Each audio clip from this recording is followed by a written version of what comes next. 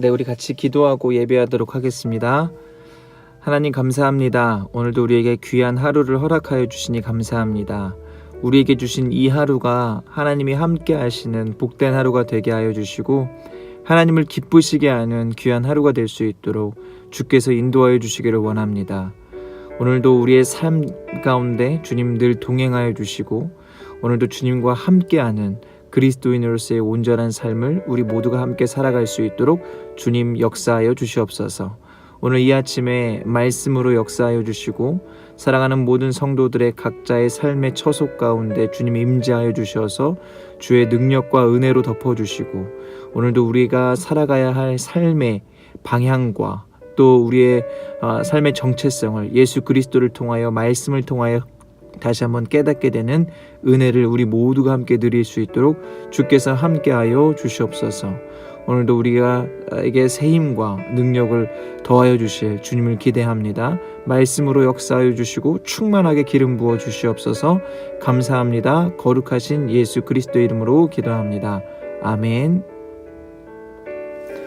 네, 오늘 하나님께서 우리에게 주신 말씀은 골로새서입니다. 골로새서 3장 18절부터 4장 1절까지의 말씀을 함께 보도록 하겠습니다. 골로새서 3장 18절부터 4장 1절까지의 말씀. 네, 저와 여러분 함께 우리 말씀을 읽도록 하겠습니다. 아내들아 남편에게 복종하라. 이는 주 안에서 마땅하니라. 남편들아 아내를 사랑하며 괴롭게 하지 말라. 자녀들아 모든 일에 부모에게 순종하라. 이는 주 안에서 기쁘게 하는 것이니라. 아비들아 너희 자녀를 노엽게 하지 말지니 낙심할까 함이라. 종들아 모든 일에 육신의 상전들에게 순종하되 사람을 기쁘게 하는 자와 같이 눈가림만 하지 말고 오직 주를 두려워하여 성실한 마음으로 하라. 무슨 일을 하든지 마음을 다하여 주께 하듯 하고 사람에게 하듯 하지 말라. 이는 기업의 상을 주께 받을 줄 아나니 너희는 주 그리스도를 섬기느니라. 불의를 행하는 자는 불의의 보응을 받으리니 주는 사람을 외모로 취하심이 없느니라. 상전들아 의와 공평을 종들에게 베풀지니 너희에게도 하늘의 상전이 계심을 알지어다. 아멘. 네, 오늘도 말씀으로 이 하루를 살아가는 여러분을 축복합니다. 오늘도 말씀의 능력과 은혜를 저와 여러분이 삶 가운데 충만하게 경험하시기를 소망합니다. 네, 오늘 골로새서 3장 말씀을 통하여서 함께 주님이 주신 그 은혜를 나누도록 하겠습니다. 교회는 주님의 몸이고 또 성도는 주님의 몸을 이루는 각각의 지체입니다. 우리들은 주님의 몸을 이루는 각각의 부분들이다라는 것입니다. 여러분 그렇기 때문에요. 우리는 우리의 마음대로 우리의 생각대로 살아서는 안 됩니다. 교회의 머리가 되시는 주님의 명령대로 또 주님의 말씀대로 살아야만 합니다. 여러분 그렇다고 그러한 삶이 되게 억압적이고 또 자유를 빼앗기는 삶이냐? 여러분 전혀 그렇지 않습니다.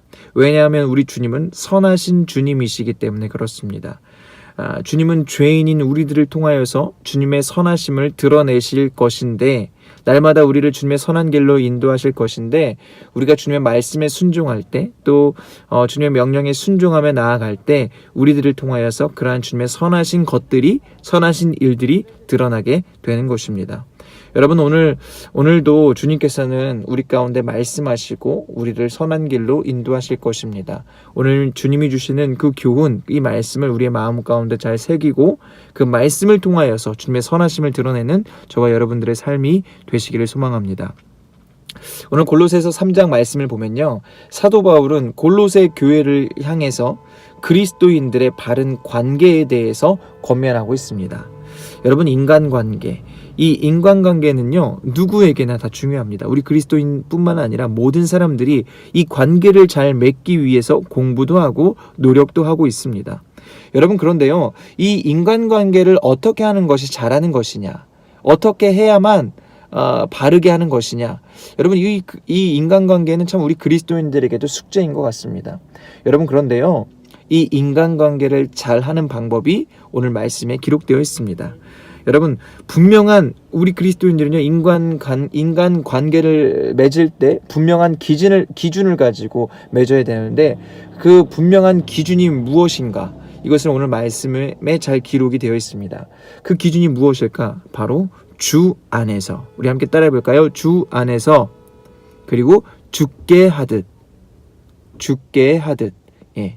우리가 이 주 안에서와 죽게 하듯이라는 분명한 기준으로 이 기준을 가지고 사람들과의 관계를 맺을 때, 사람들을 만나고 대할 때 우리는 바른 관계를 맺을 수 있습니다. 여러분, 우리가 바른 관계를 맺어야 하는 이유는 이 바른 신앙은 반드시 바른 관계로 나타나기 때문에 그렇습니다. 여러분, 신앙이 원래 그런 것이죠.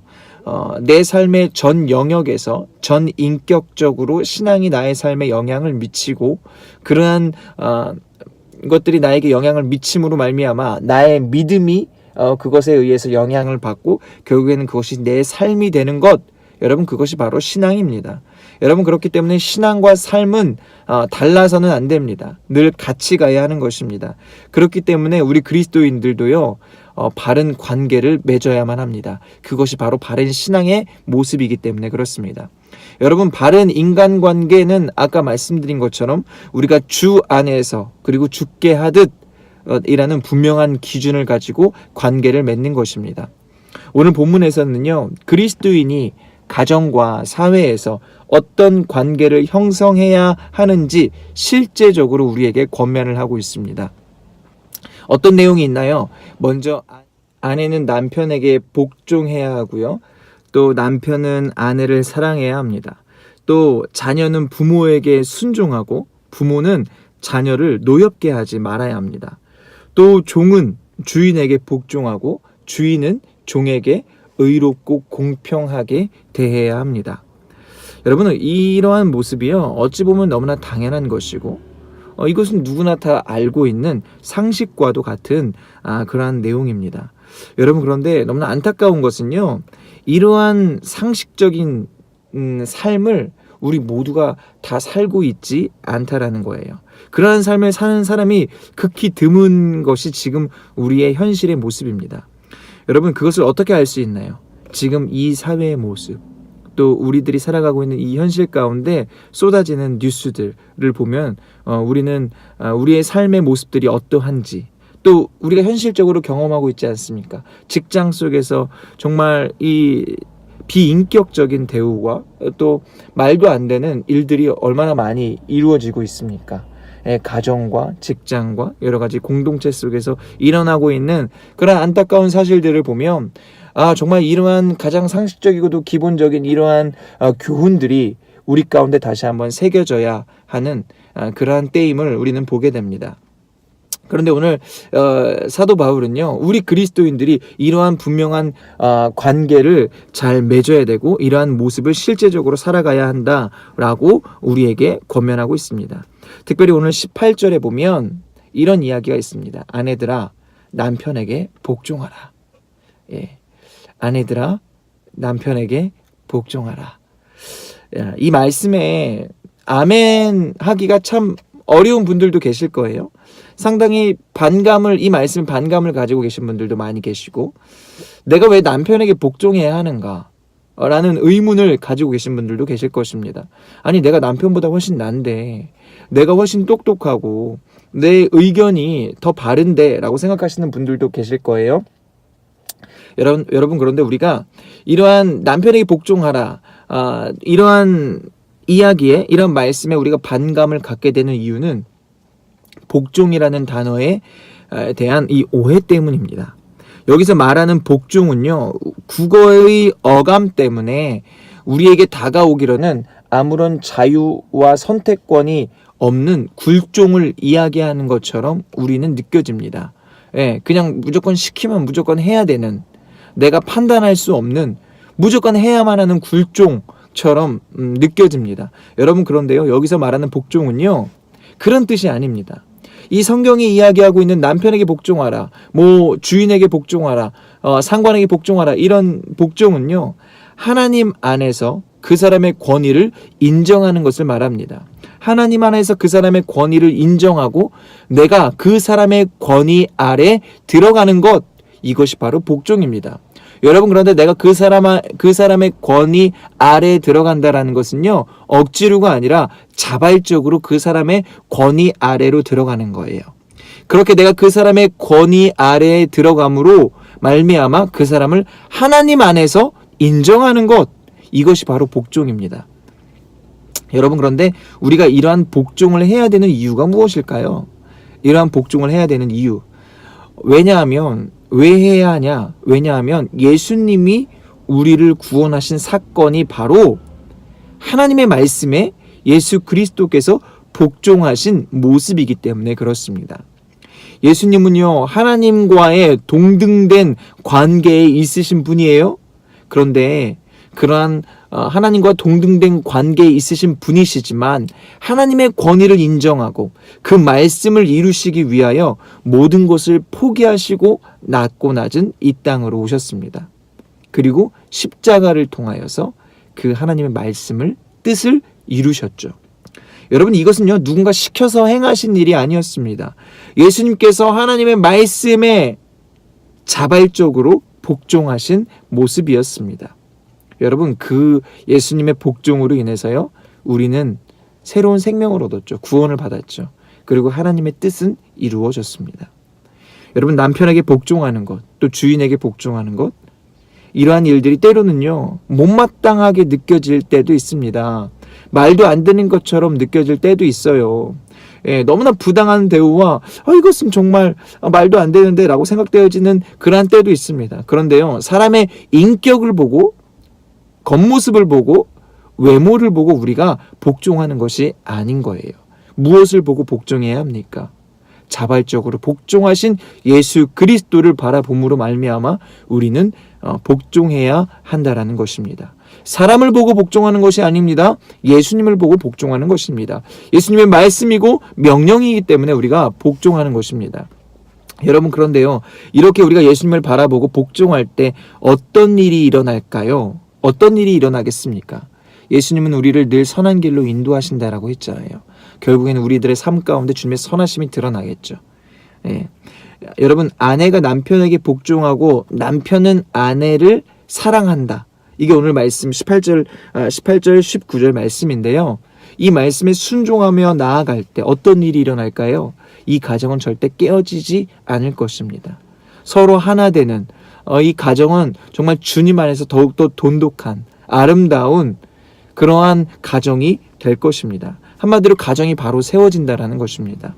우리가 말씀에 순종하고 믿음으로 사람들을 대하고 관계한다면 가정뿐만이겠습니까? 가정만이 아니라 내가 속한 모든 공동체는 결국에는 나를 통하여서 그러한 세워지는 은혜가 흘러가게 될 것입니다.